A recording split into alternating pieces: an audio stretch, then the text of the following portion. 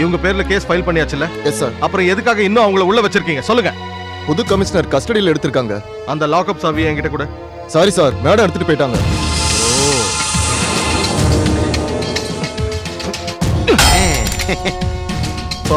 Open ஆயிடுச்சு. வாங்கடா.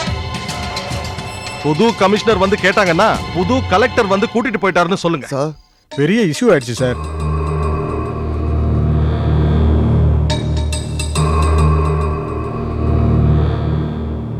படிங்க. கமிஷனர் அரெஸ்ட் பண்ணிய சமூக விரோதிகளை கலெக்டர் விடுவித்தார். சென்னை.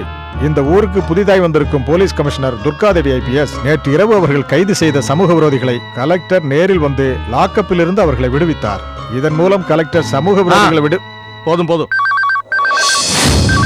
இந்த நியூஸை படிச்சு பாரியா. என்ன சார் இது? இந்த மட்டமான பத்திரிகையில இப்படி ஒரு நியூஸ் வந்திருக்குன்னு நீங்க எதுக்காக டென்ஷன் ஆவறீங்க?